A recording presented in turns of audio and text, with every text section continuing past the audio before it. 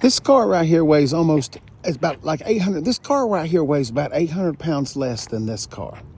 Okay, top of the line, the big kilowatt battery is only 70 kilowatts. The base battery over here is 71 kilowatts. That's why this car's faster than this one. It's hauling a lot more weight. This is like a Dodge Challenger versus a Ford Mustang. No pun intended. Excuse me. Hi. Welcome in. Welcome to Hollywood. Tesla Model 3. It's not the performance, but it is the long range one. No V8 noises, no fake exhaust noises. There is some whoosh noises, a couple of frunks to discuss, some fake leather, some real cow ass. Anyway, the battle of the electric sedans, I still don't know what that is. I mean, that is the Ford Mustang Mach E. Is it a Mustang? I don't know. Is it a crossover? I don't know. Is it a minivan? I don't know. I do know this. You can get it in all-wheel drive or rear-wheel drive. You can get it in the regular version, which is like this, or you can get it in a GT, which has the 91 kilowatt battery and 0 to 60 in 3.5 seconds. The performance model of that is 0 to 60 in 3.5 seconds, or 3.5 or 3.7. Unbelievable. Think about that. I personally own a Dodge Challenger. Now, mine's just an RT, but I could never have a number like that, ever. Not even if I pointed my car downhill. Okay, here's the way this plays out. I'm gonna go through a few differences real quick because both of these cars have been reviewed and interviewed and checked out and driven and played with within the inch of their lives. I can add nothing to that, but let's compare them just head on straight and let's see which one is actually better, which one is worse, which one has more room, which one has least room, you know, stuff like that. Let's start with the fronts. Model 3 on the right. It's a big, wide open hole, shallow hole. Over here, the hole opening is a little bit not quite as opening, not quite as welcoming, but the hole is deeper. So deeper hole in the Mach-E, big, huge, wide, girthy hole, but no depth. Moving right along to the trunk space, coming along to the Model 3. It is a hatchback style. It does go way back in there. Both vehicles have split folding rear seats. That's a lot of room in there. Let's come over here to the Mach-E and let's see if it can compete. That's a massive, massive trunk. Now, I will say this.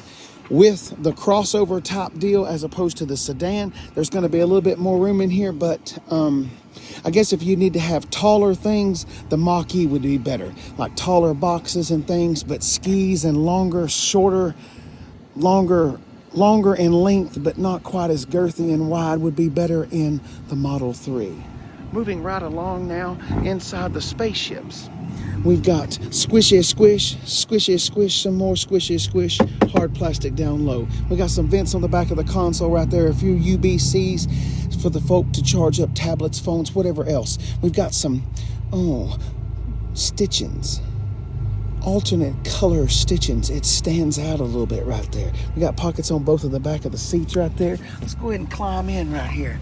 Oh yes, I'm about 6'1", about 280. Am I telling you that to brag? Why, hell no! I'm telling you that so you can compare your size to my size and see how that might work out for you. As far as knee room, we've got pretty good knee room right there.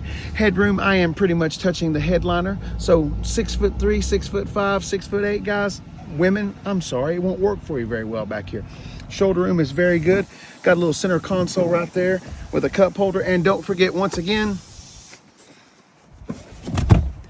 it has a split rear folding seat. Onward to the Tesla. Now, one little problem with the Tesla is spaceship first, car second.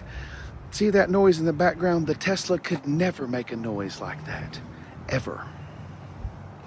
So here we go, climbing into the spaceship right here. We've got a little squishy squish. We've got some nice Alcantara right there. A little more squishy squish.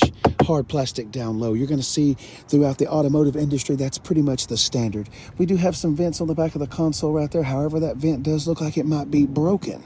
We've got some nice synthetic leather right here. Remember, there is no cow butt in here. This is made out of some nice, I don't know, plant fibers. A nice, I don't know, burlap sack. Anyway, let's climb in here and let's see what we've got here going on. Into the back of the Model 3. Once again, my size is the same. It did not change from walking over here. Headroom is about the same. This has the big, huge glass sunroof.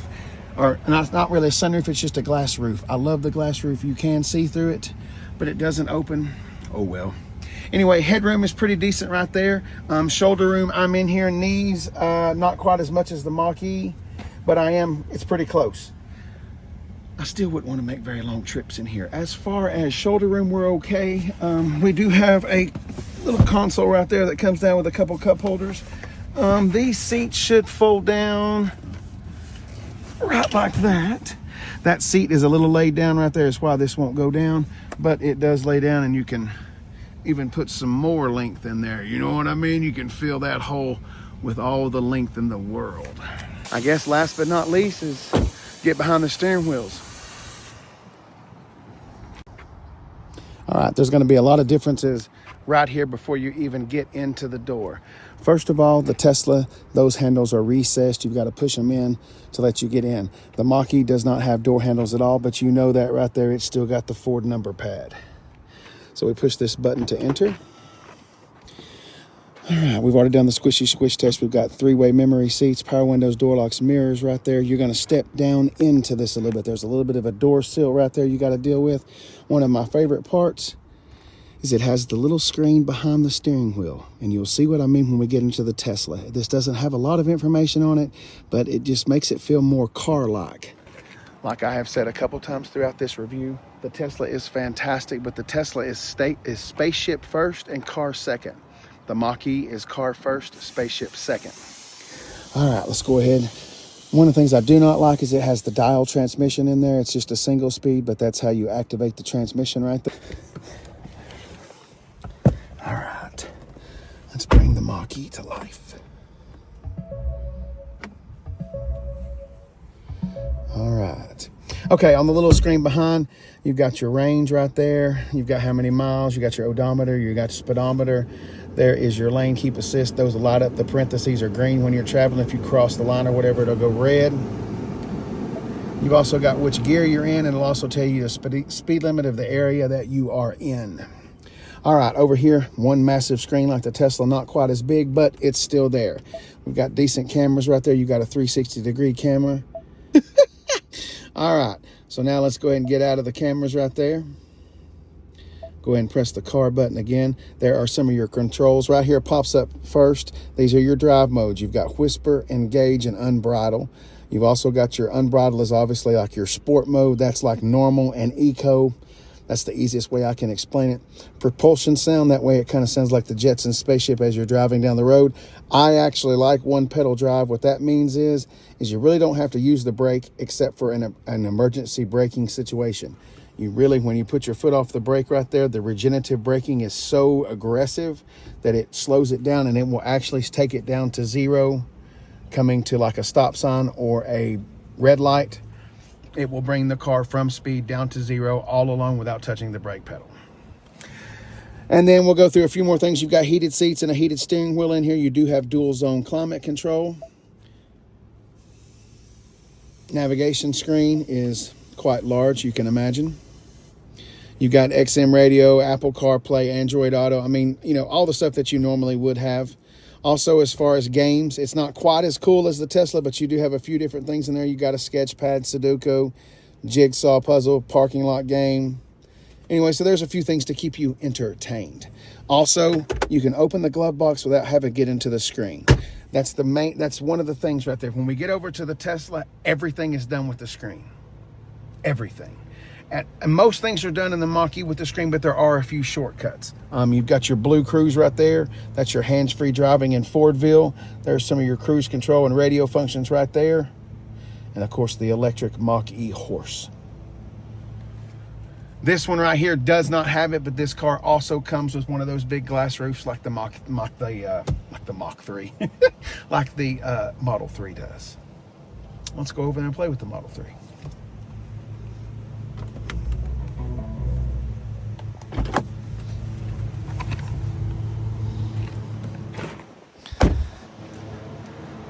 It's a spaceship first and car second.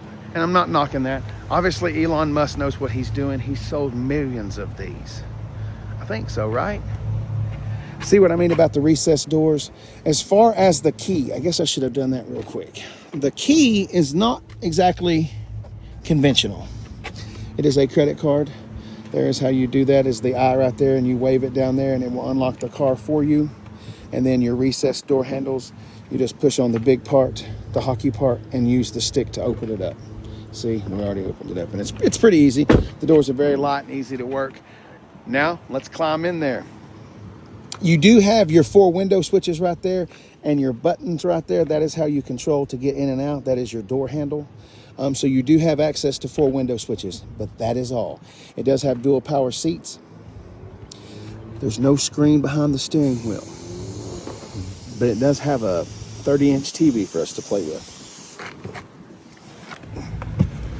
All right. Now, to start the car, there is no push start stop button. What you do is you take your credit card and you have to put it down right here behind the cup holder. And when you do that, you'll see a whole bunch. Well, I said I would. There we go. Now, when you see this kind of stuff pop up, the car is now on and ready to go. After you have started the car, then you take your credit card and you let it ride right there. This is your gear shifter. So there's drive. And when you put it in drive, now this is something that the Mach didn't have. It doesn't have anything like this. It actually shows the vehicles that are surrounding you. When you put it into reverse, it's going to light up not only your rear view camera, but also your mirrors off of your side, cameras off of your side mirrors. And then neutral, obviously just move that up just one time into the center right there. And then for park, push the button on the edge. All right, over here is your windshield wiper. You can activate windshield wipers right there and your turn signals. And when you activate your turn signals, it turns on the mirrors on the bottom of your rearview mirror. Everything is done by the screen, everything. So let's press the car first. And here we go. Like, let's say we want to open up the glove box. You're gonna have to do that. Remember, in car washes, you can't just wash a Tesla. Oh my God, what was that? I hope that was a backfire. You have to put it in car wash mode. Remember the Tesla Cybertrucks when they were rusting? Mirrors, if you want to fold those mirrors. Or no, if you want to adjust the mirrors, excuse me. To adjust them, you have to do all that. And then you use the joystick. See them moving? You're going to see this joystick right here does everything. Now, we're done with that. Let's go ahead and get out of that. Now, one more thing. Let's go ahead and let's move this steering wheel. Okay, so that steering wheel is too close. It's too far. Once again, you just use the roll to move it up or down, and then in or out to move it in or out. So that's how you do the telescoping, scoping steering wheel. So we're done with that.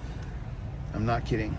There's nothing that you do in here without going through that screen. I'm not going to keep going through some things, but you got to do everything through the screen. Everything. I do want to show you one more thing because this does show you that Elon has a sense of humor. Let's press this button right here and let's go to the toy box. And let's put it into romance mode. And I don't know if you can hear it or not, but there's a crackling fire coming from that screen. And also, it's also producing heat. Anyway. Ooh. All right. As far as room goes, I've got decent headroom in here. I'm comfortable. I will say this, in some of the reviews that I read, a lot of people say these seats aren't very comfortable over long distances. I don't know. I've never driven one over a long distance, but I did see that comment quite a lot, actually, quite a lot. You do have a couple cup holders right in there, and that's what that will look like when it is closed. And then your little center console right in there.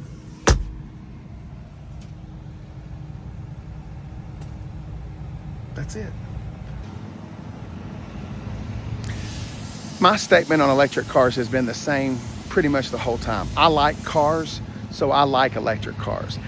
I don't think electric cars make sense for every type of person, for every type of lifestyle. I think sometimes the electric car is definitely the wrong choice. However, it could also be the correct choice. Tesla has built up a pretty good little following. Tesla is the leader when it comes to electric cars. If it wasn't for this car, to be honest, there probably would have never been full-on electric cars. Hybrids, yes, but Tesla definitely pushed forward the electric car war. Whether you think that is good or not, I don't know. That's a conversation, an argument we could have for a long time. But anyway, as far as pricing go, they're pretty competitive. I think this one, you can get one of these in the low 40s, and I think you can run one all juiced up and decked out in the performance model for the high 60s. That one right there is exactly $60,000. It's like $60,100. I've seen them as low as about $44,000. And then if you do the Mustang Mach-E GT, that's about $67,000, I think. That car has 634 horsepower.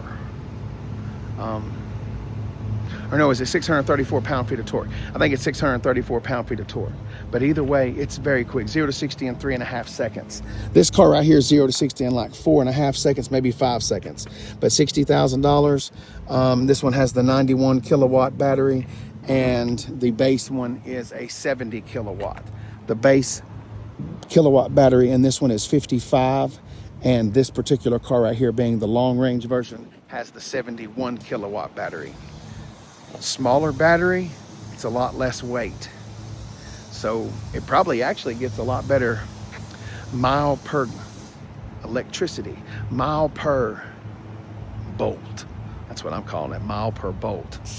Anyway, thank you guys so much for watching the video. I hope, please take a second, comment, and let me know which one of these you would drive. Oh, and by the way, I haven't mentioned it yet in this entire review, but you do know that's the #1 selling Ford Mustang, right? I love saying that. Actually, I don't love saying it, but it's like one of those shock and awe things. People are like, there's no way. Well, I didn't believe it either, but a double, triple, quadruple, and cinquenta checked it. I think that's how I say that. Anyway, it's a fact. They sold over 50,000 of those boys last year. Have a hobby.